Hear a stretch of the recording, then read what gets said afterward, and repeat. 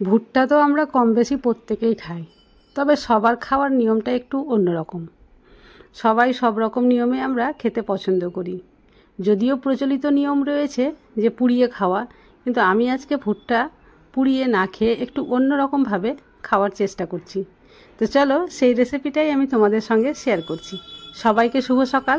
আমার আরেকটি কুকিং ব্লগে তোমাদের সকলকে স্বাগত। তো চলো সকাল সকাল চলে যাচ্ছি কিচেনে। আর নিয়ে নিয়েছি দুটো ভুট্টা।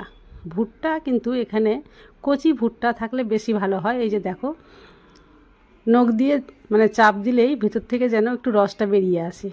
কচি ভুট্টা থাকলে আজকের রেসিপিটা করলে খুবই ভালো লাগবে। তো প্রথমে দুটো ভুট্টাকে খুব ভালোভাবে আমি খোসা ছাড়িয়ে পরিষ্কার করে নিচ্ছি। সাধারণত ভুট্টা পুড়িয়ে আমরা সবাই খেয়ে নিতে পারলেও বাড়িতে যদি ছোট বাচ্চা বা বয়স্ক থাকে তারা কিন্তু পুরানো ভুট্টা খেতে পারে না। ইচ্ছা থাকলেও তারা খেতে পারে না নিজেদের দাঁতের জন্য। তো আজকের রেসিপি তাদের জন্য। আজকের রেসিপিটা তোমরা যদি ফলো করো তো তারাও খুব মজা করে এই ভুট্টাটা খেতে পারবে। তো চলো, ভুট্টা ছিলা হয়ে গেছে।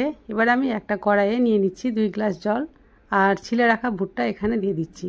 আর এরপরেই আমি এখানে দিয়ে দেবো স্বাদ মতো লবণ আর 1 চিমটে হলুদ গুঁড়ো। তারপরে গ্যাসের ফ্লেম অন করে এটা আমি বসিয়ে দিচ্ছি আর ঢাকা দিয়ে রেখে দেব প্রায় 15 মিনিট। ফিরে আসলাম 15 মিনিট পরে।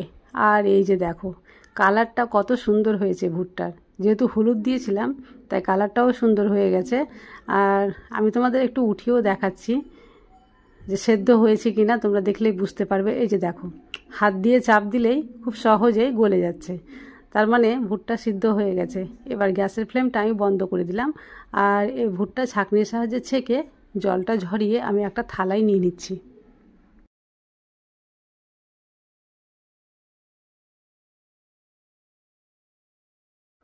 এই ভুট্টাগুলো এবার ছোট ছোট টুকরো করে নিচ্ছি। আর এই যে দেখো, টুকরো করা হয়ে গেছে। এবার আমি এই থালাটা সরিয়ে রাখছি সাইডে। এবার চলে যাই গ্যাসের দিকে। গ্যাসের ফ্লেম অন করে আমি এখানে একটা কড়াই বসিয়ে দিয়েছি আর কড়াইয়ে দিয়ে দিচ্ছি সামান্য পরিমাণে সরষের তেল। তেল একটু গরম হলেই এখানে দিয়ে দিচ্ছি খুবই কম পরিমাণে জিরে, তারপরে দিলাম জোয়ান। এবার জিরে আর জোয়ান একটু ভাজা ভাজা হলে এখানে আমি অ্যাড করে দিচ্ছি কাঁচা লঙ্কা কুচি, তারপরে দিচ্ছি আদা রসুন গ্রেট করা, তারপরে পেঁয়াজ কুচি।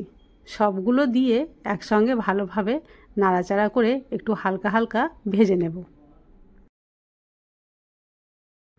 একটু ভাজা ভাজা হলে এখানে আমি দিয়ে দিচ্ছি সামান্য পরিমাণে বিট লবণ। যেহেতু লবণ আমি আগে দিয়েছিলাম তো বিট লবণটা একটু কম করেই দিচ্ছি। আর হলুদ দিলাম, তবে হলুদটাও কম করে দিচ্ছি, আগেও আমি হলুদ দিয়ে রেখেছি। তারপরে খুব ভালোভাবে আবারও নেড়ে নিচ্ছি। এবার আমি এটা একটু ভাজা হয়ে গেলেই দিয়ে দেব কেটে রাখা ভুট্টা। তারপরে আবারও খুব ভালোভাবে নাড়াচাড়া করে নিচ্ছি।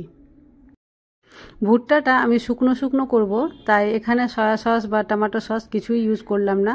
তোমরা যদি একটু গ্রেভির মধ্যে এটা রাখতে চাও তাহলে সেগুলো দিতে পারো।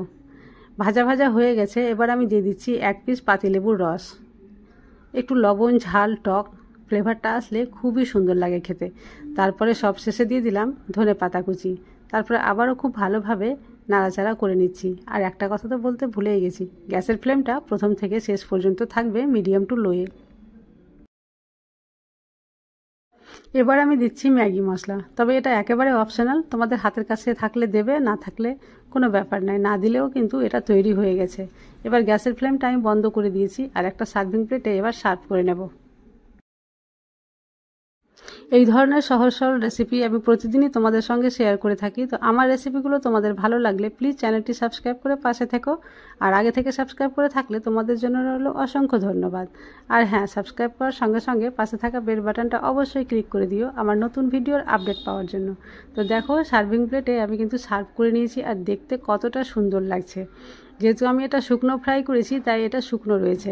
তোমরা যদি এটা গ্রেভি সমেত করতে চাও তাহলে তো আগেই বলেছি এখানটা soya sauce, tomato sauce, green chilli sauce, red chilli sauce সব কিছুই দিতে পারবে আর সামান্য পরিমাণে জলও অ্যাড করে দিবে।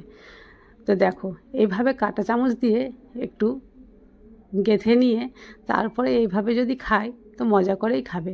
যেমন ছোট বাচ্চারা মজা করে খাবে তেমন কিন্তু বাড়ির বয়স্করাও মজা করে খাবে। আর দেখো আমি আবারও তোমাদের হাতের আঙ্গুলে এভাবে দেবে দিয়ে দেখাচ্ছি কত সুন্দরভাবে সেদ্ধ হয়েছে। দাঁত না থাকলেও খুব সহজে খাওয়া যাবে। আর এর টেস্টের কথা তো আর বলাই যাবে না, একেবারে অসাধারণ। না করে খেলে হয়তো বুঝতেই পারবে না। তো একবার হলেও এই রেসিপি তোমরা অবশ্যই ট্রাই করো। আমার আজকের ভিডিও তোমাদের কেমন লাগলো আমাকে কমেন্ট করে অবশ্যই জানাবে। আর যদি ভালো লেগে থাকে একটা লাইক করে দিও, আর বেশি বেশি করে শেয়ার করিও। আজ তাহলে এই পর্যন্ত, দেখা হবে অন্য কোনো রেসিপি ভ্লগে। ততক্ষণ পর্যন্ত তোমরা সবাই সুস্থ থাকো, ভালো থাকো।